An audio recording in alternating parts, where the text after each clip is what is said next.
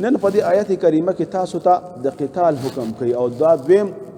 حکم د تدبیری منزل د لپاره که ته په خپل کور کې پر امن ژوند غواړي انفاق فی سبیل الله خو دې وکړه غربت خو دې ختم کړه فقراو او مساکین او یتیمانو ته خو دې خرچه ور ورسوله د هغوی خېټې خو ډکې شوي د هغوی نه خو پر امن شوي کور دی پر امن شو د کور ماحول دی د امن والا شو د کلی ماحول دی د امن والا شو اوس داسې په امن تا ګوره کفار نه پرېږدي ته به اوس دې دپاره جهاد خامخا کې او جهاد دپاره به ځان ټیټ ساتي جهاد دپاره به ځان ویښ ساتي او وخت په وخت به د کفارو نه او د کفارو د دسیسو نه او د هغوی د چل ول نه ځان خبرې دا هغه آیاتونه خاصتا د وروستو آیت کریمه باره کې راځي چې دا اصل کې هغه ړومبۍ سریه چې کومه شوې وه یوه غزوه او بله سریه غزوه هغه چې هغې کې رسول پاک صلی الله علیه وسلم خپله په نفس نفیس شریک وي او سریه هغه کې د الله نبی پاک پکې شریک شوی نه وي یوه سریه وه چې په اتو کسانو باندې مشتمله وه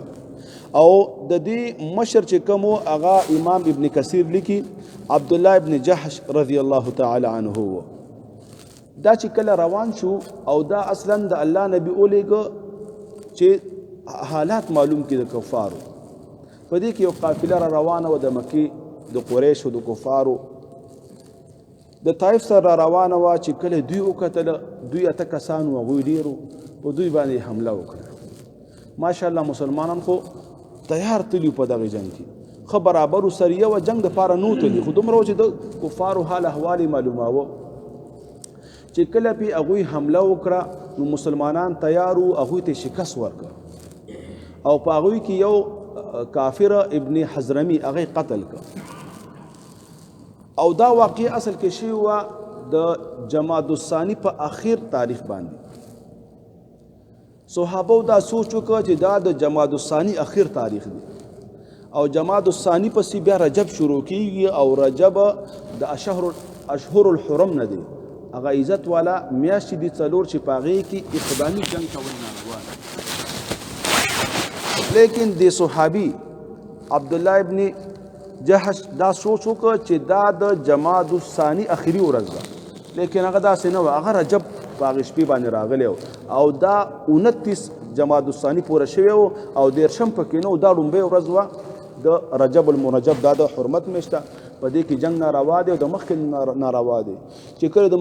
مکې مشرکین دا خبر ورسېده چې مؤمنانو سره داسې کار راغلی دی او ابن حضرمي قتل کړی دی نو هغوی اعتراض وکړ اعتراض یې دا وکړو چې لکه ګوره تاسو ځان ته مسلمانان وئ امن پرست ځان ته وئ او د ابراهیم علیه السلام ته ځان منسوب کوئ او په شهر الحرم کې تاسو قتال کوئ دا خو عظیم جرم وکړه صحابه دې کې خفه شول چې دا خو به رښتیا موږ جرم کړی نبي پاک علیه السلام ته رالل او د هغې باره کې تپوس وکړه چې موږ داسې کړي دي نو رب العالمین دا وروستو چې کوم آیات دی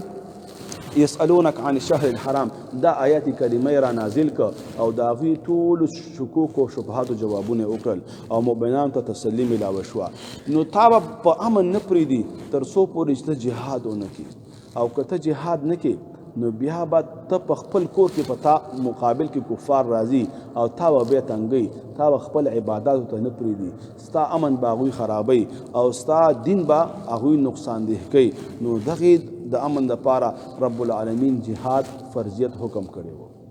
بیا په دې آیت کریمه کې رب العالمین فرمایي دا جهاد چې کوم دی دا یو سخت حکم دی ځکه په دې کې د خپل ځان پیش کول دي په دې کې د خپل مال پیش کول دي خپل ځان مرګ ته سپارل دي خپل ځان زخمونو ته سپارل دي نو کرح لکم دا به یو بد ګڼئ تاسو لیکن خیال کوئ دې ته بد مه ګورئ دا ستاسو دپاره ډېر بهتر دی ډېر پرامن دی دې کې ستاسو دپاره ډېرې فایدې دي کتب علیکم القتال فرض کړی شوی دی په تاسو باندې قتال کتبه د اخبار ماضي دپاره راځي مخکې په تاسو باندې فرض شوی دی هغه آیاتونه مخکې تیر شوي دي